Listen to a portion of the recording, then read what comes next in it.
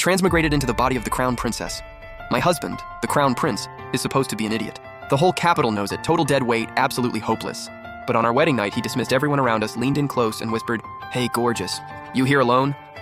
I nearly crashed on the spot. The very next day, Imperial Consort Hui was publicly humiliating me, and this man had the nerve to tug on my sleeve with puppy dog eyes. "Wifey, I'm hungry, I want food." Did he just call me wifey? I almost blacked out.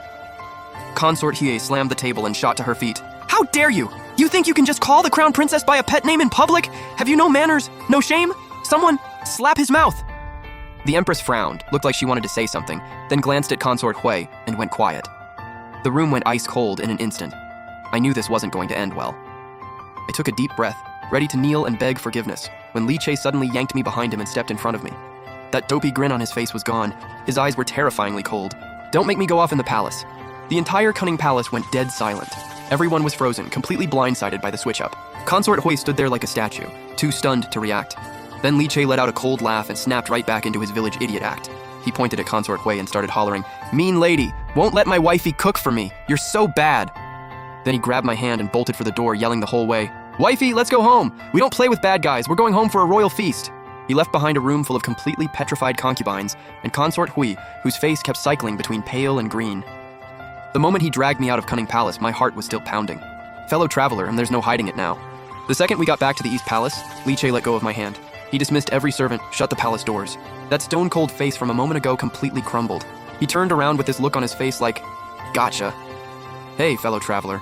At this point, keeping up the act is just an insult to both our intelligence. But I still wanted to take one last shot. What if, though? What if he was just some weirdo local who talked funny? "Your Highness, whatever do you mean?" I kept playing the part of the gentle, proper crown princess. Seriously? I've laid it all out there and you're still performing for me right now? I genuinely cannot. You're acting? Oscar-worthy? No notes. I knew something was off yesterday. What kind of proper ancient noblewoman gets her veil lifted on her wedding night and just doesn't react? And today, Consort Hui basically had you on the floor and you just sat there and took it? He fired off question after question, every single one hitting exactly where it hurt. I took a deep breath and told myself to stay calm. This consort has no idea what your Highness is referring to. The noble consort was simply having a bit of fun with me. Li Che gave up entirely. He pressed his hand to his forehead and started pacing, muttering under his breath. "It's over, I'm cooked, I am so cooked right now."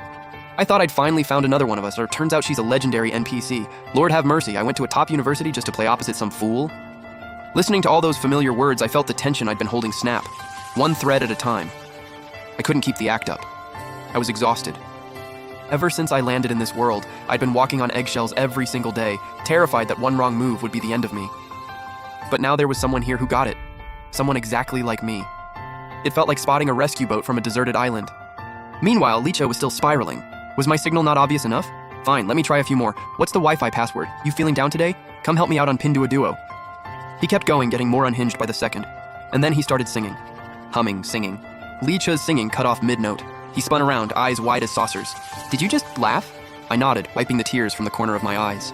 He still wasn't convinced, and he crept toward me slowly, carefully. "Okay, one more test. If I'm right, blink." I looked at him and slowly blinked.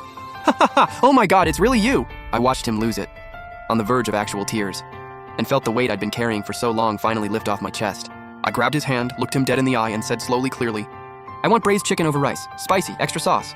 It froze.